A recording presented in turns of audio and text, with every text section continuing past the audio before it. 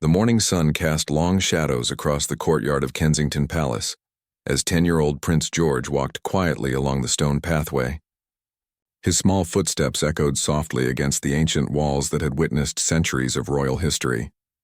Today felt different somehow, though he couldn't quite put his finger on why. As he rounded the corner near the east wing, George noticed something that made him pause. There, standing at attention by the garden entrance, was Sergeant William Matthews, one of the palace guards he had come to know well over the past 2 years. But today the man's usual straight posture seemed forced, and his eyes held a distant look that George had never seen before. The young prince had always been observant, a trait that often surprised the adults around him. While other children his age might run past without a second glance, George had developed a habit of really seeing the people who worked around him. He knew that Sergeant Matthews had a daughter named Emma, who was starting university soon, and that he collected old coins in his spare time. The guard had once shown George a Roman coin from his collection, explaining its history with genuine excitement. But something was wrong today. George could see it in the way the man's hands trembled slightly, even though he tried to keep them steady. There were dark circles under his eyes, and his usually pristine uniform looked as though it had been put on in a hurry. The boy had heard whispered conversations between his parents lately about financial troubles affecting many families, and he wondered if this might be connected. George remembered his mother, the Princess of Wales, teaching him about empathy and understanding. She had always told him that being royal meant caring for others, not just being cared for. As he watched Sergeant Matthews struggle to maintain his composure, the young prince felt a stirring in his chest, a desire to help somehow. The guard noticed George approaching and immediately straightened further, forcing a smile onto his weathered face.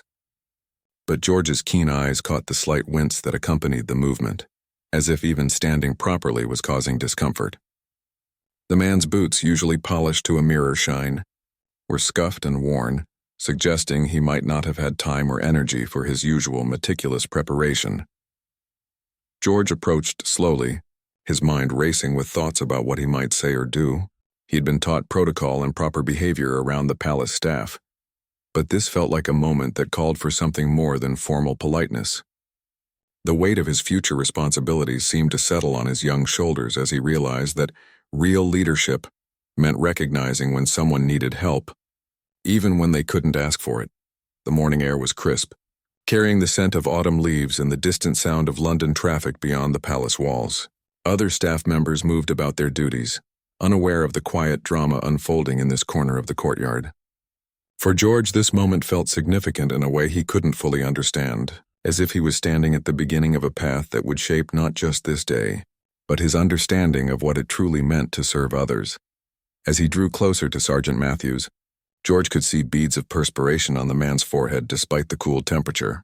The guard's breathing seemed labored, and there was a slight tremor in his left hand that he was clearly trying to control. Whatever was troubling him, it was taking a physical toll, and George felt his determination to help grow stronger with each step. The young prince had no way of knowing that this simple moment of noticing, of truly seeing another person struggle, would set in motion a chain of events that would affect not just Sergeant Matthews, but ripple outward to touch the lives of many others within the palace walls and beyond. George stopped a few feet away from Sergeant Matthews and offered a gentle smile. Instead of walking past as he usually might, he decided to break the formal barrier that typically existed between royal family members and palace staff. "Good morning, Sergeant Matthews," George said softly, his voice carrying a warmth that seemed to surprise the guard. "How are you today?" The question caught William off guard. In his 15 years of service, royal family members had always been polite but distant. They might nod acknowledgement or offer a brief greeting, but they rarely stopped for actual conversation, especially not with such genuine interest in their well-being. "Good morning, Your Royal Highness," William replied, his voice slightly hoarse. He cleared his throat, trying to maintain his professional demeanor. "I am well, thank you for asking." But George had inherited his mother's ability to read people, and he could see through the polite response. The man's eyes told a different story, one filled with worry and exhaustion. The young prince took a small step closer, his expression softening with concern. "You look tired," George observed gently. "Have you been feeling all right?"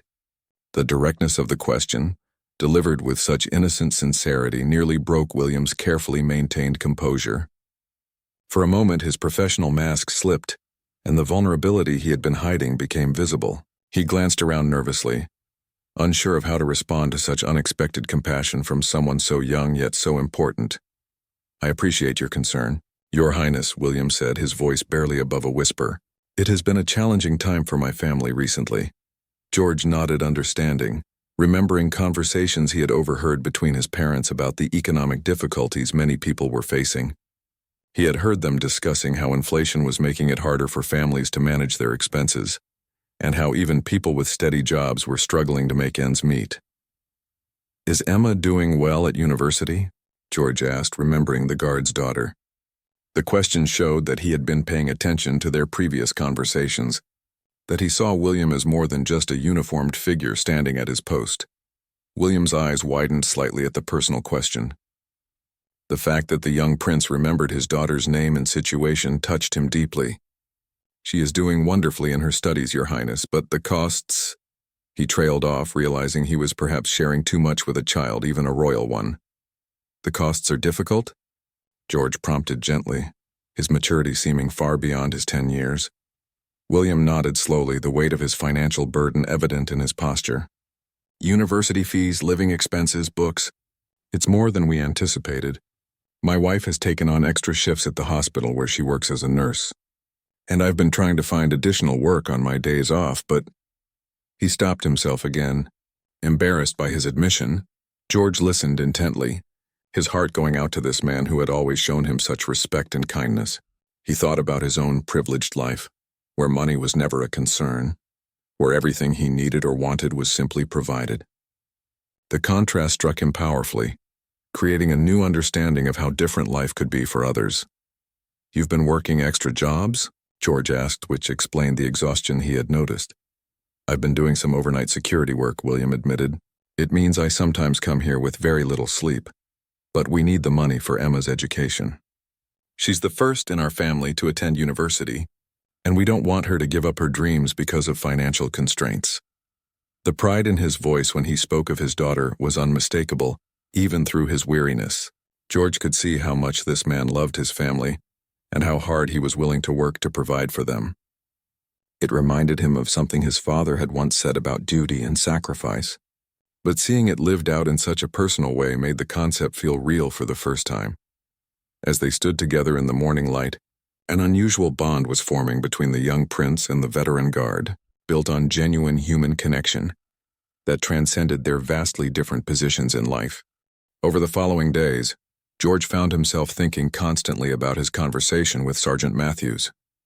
The image of the tired guard struggling to balance his duties while working extra jobs to support his daughter's education had lodged itself firmly in the young prince's mind.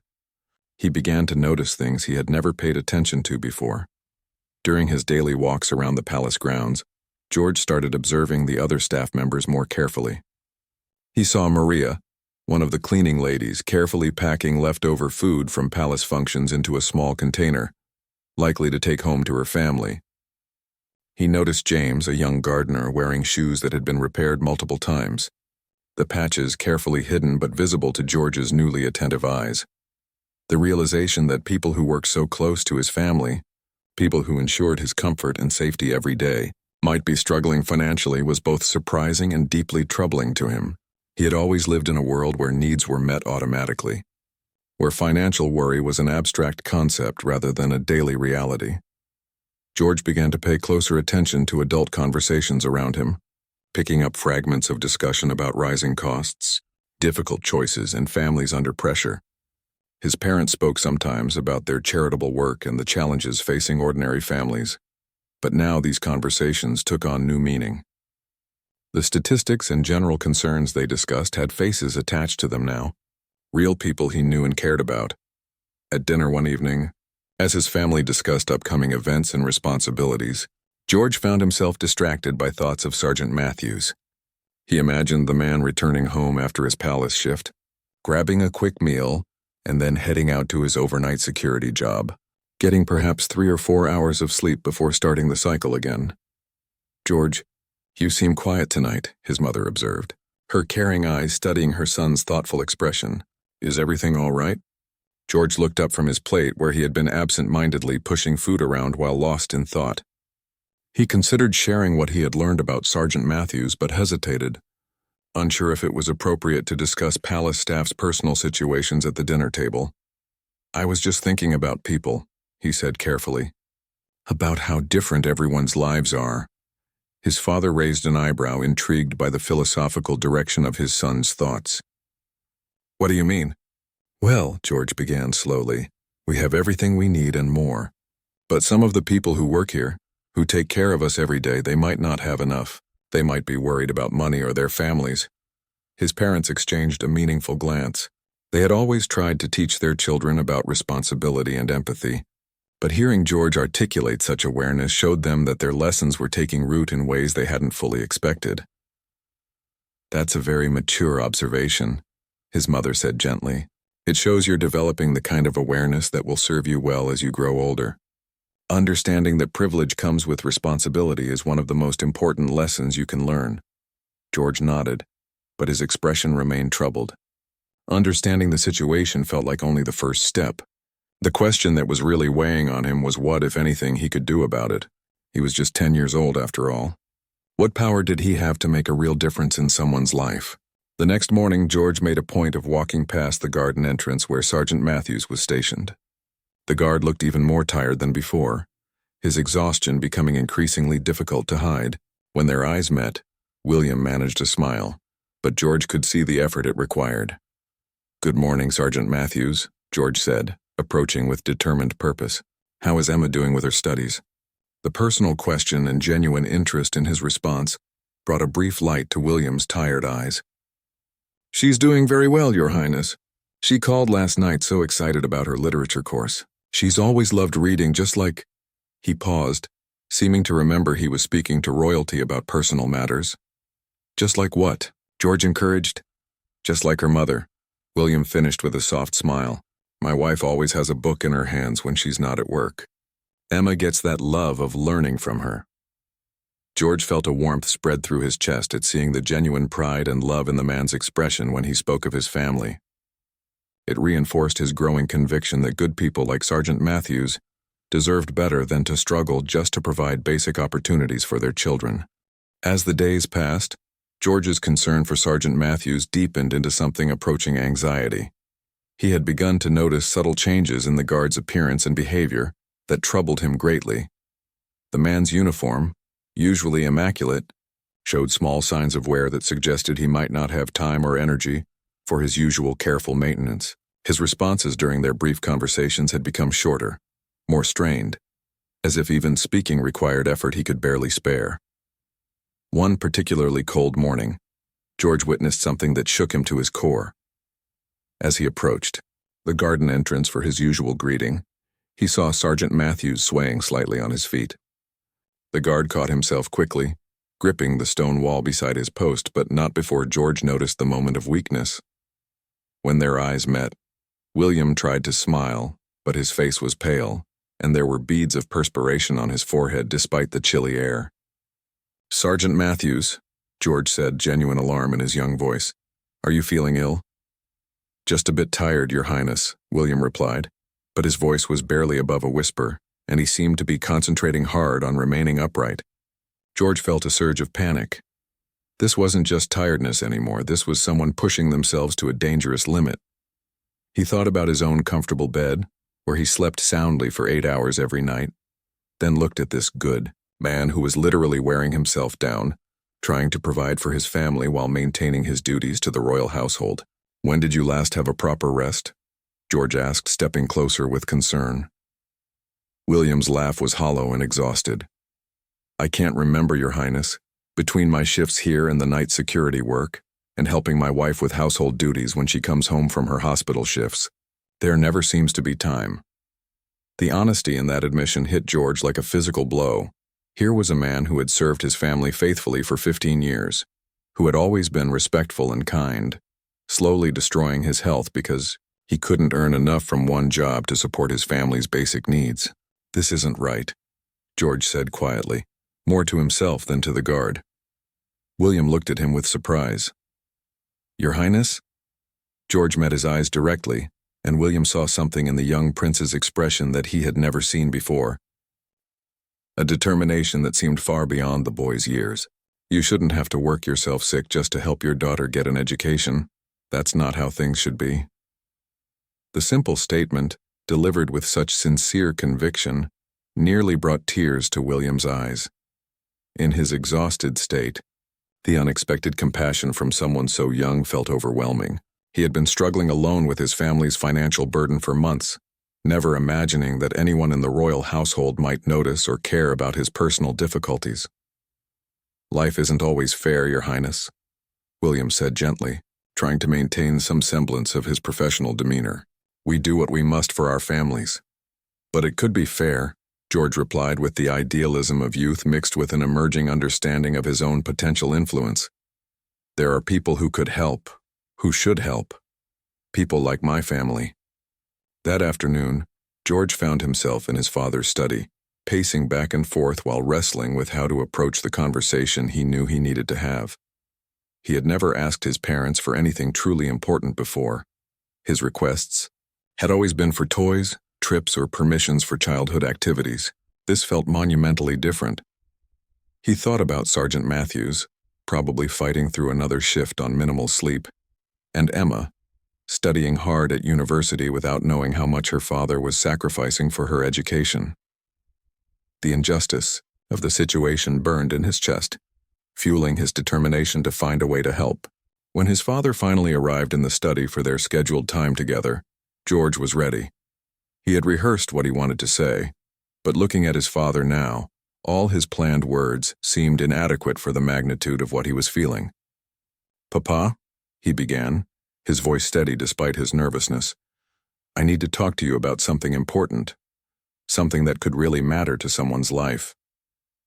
His father sat down, immediately sensing the seriousness in his son's tone. "Of course, George. What's on your mind?"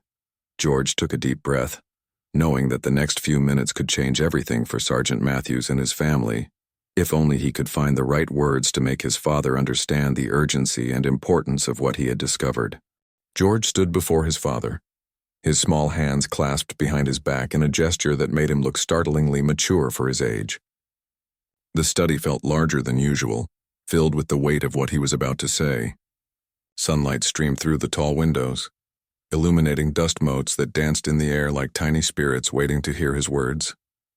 "Papa, there's a man who works for us, Sergeant Matthews. He's been guarding our family for 15 years. George began, his voice clear and determined. "He's a good man, honest and kind, and he's in trouble."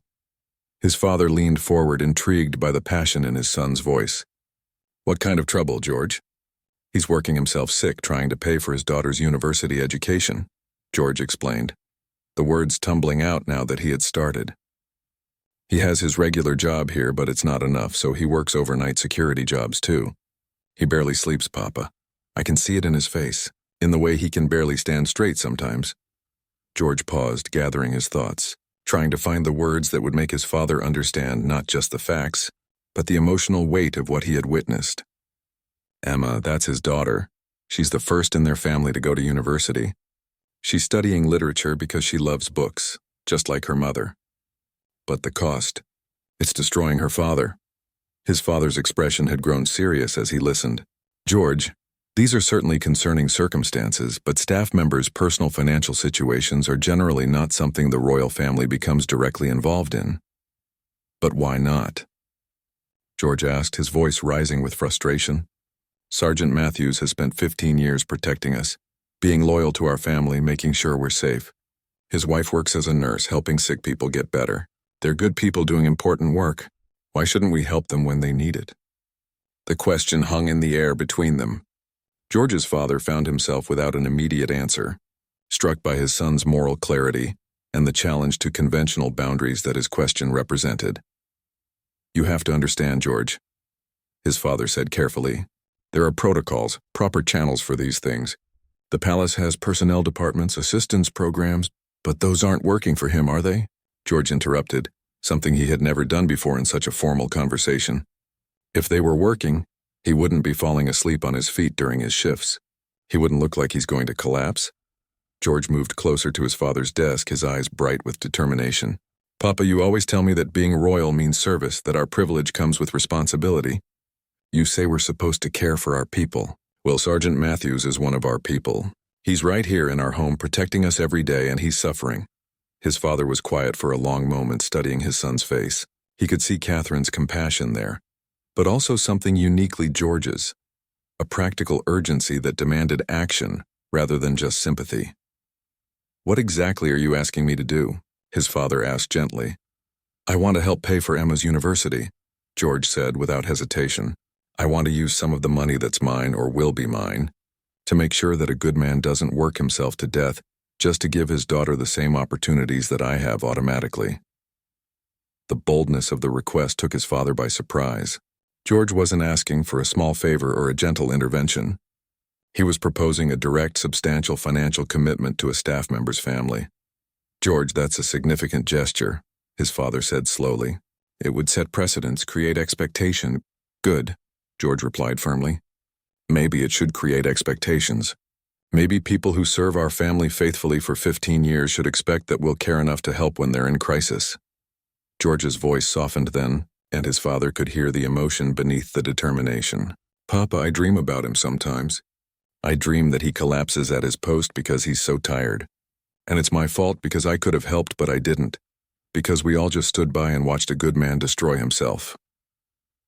The raw honesty of that admission hit his father powerfully. Here was his 10-year-old son, grappling with moral responsibility in a way that most adults never managed. The weight of privilege and the burden of compassion were settling on George's young shoulders, and he was choosing to carry them rather than ignore them.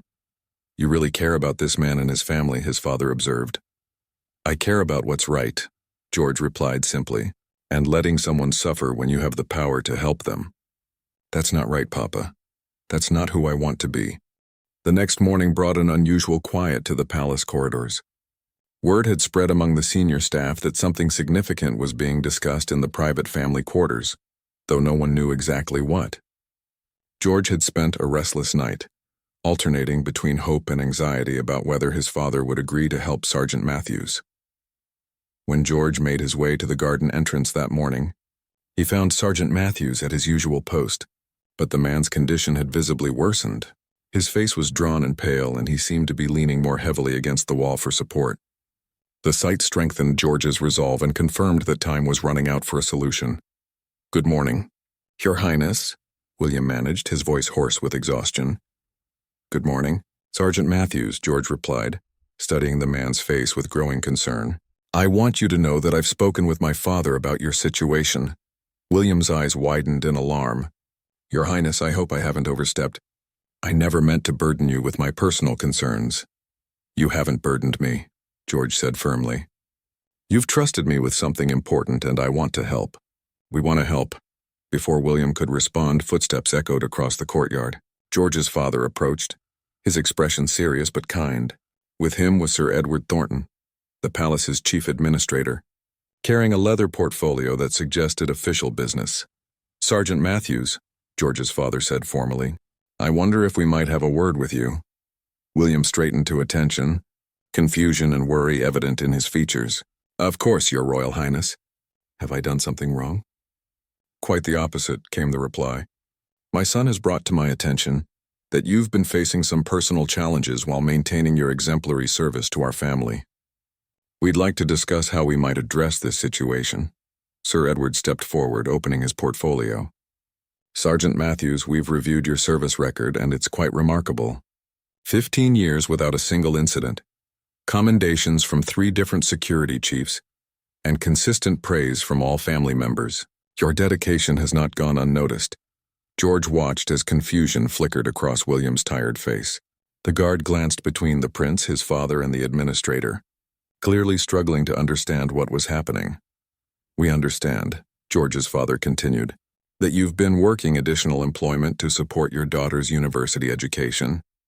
This speaks to your character as both a father and a provider. However, it's also affecting your health and, consequently, your ability to perform your duties here at the optimal level.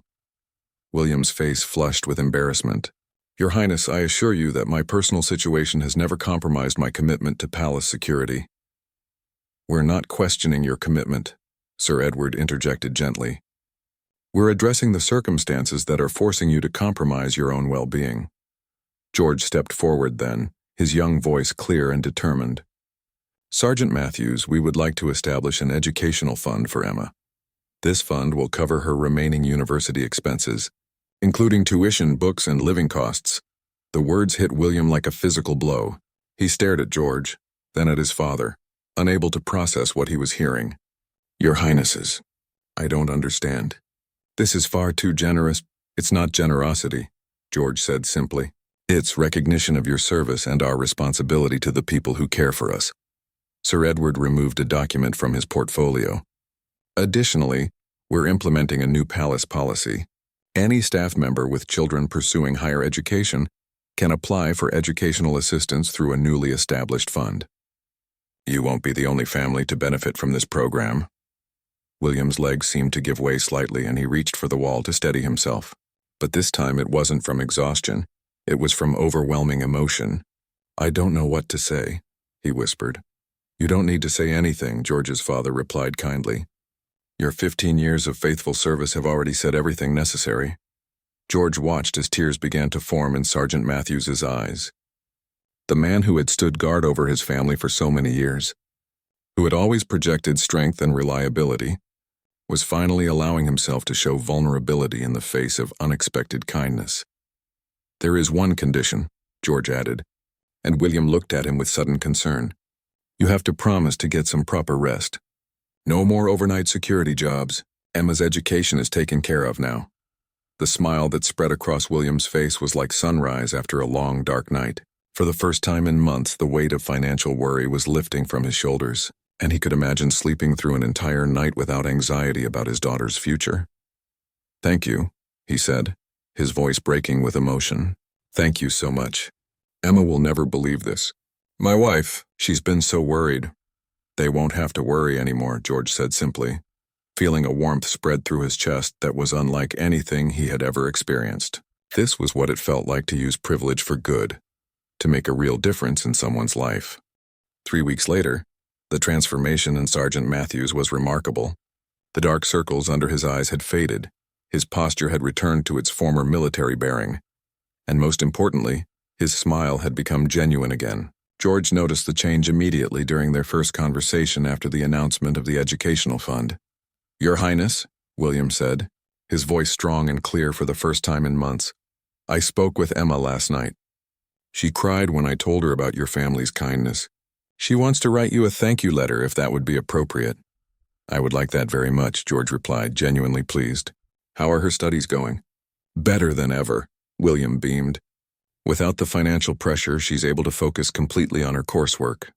She's even joined the university's debate team. She said she wants to use her education to help other people someday, maybe in social work or education policy."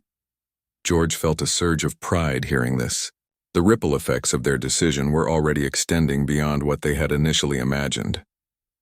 Emma's gratitude was transforming into motivation to help others, creating a cycle of compassion that could touch many more lives in the future. But the changes weren't limited to the Matthews family. Word of the new educational assistance program had spread throughout the palace staff, creating an atmosphere of renewed loyalty and appreciation. George noticed that people walked a little taller, smiled a little brighter, and seemed more engaged in their work.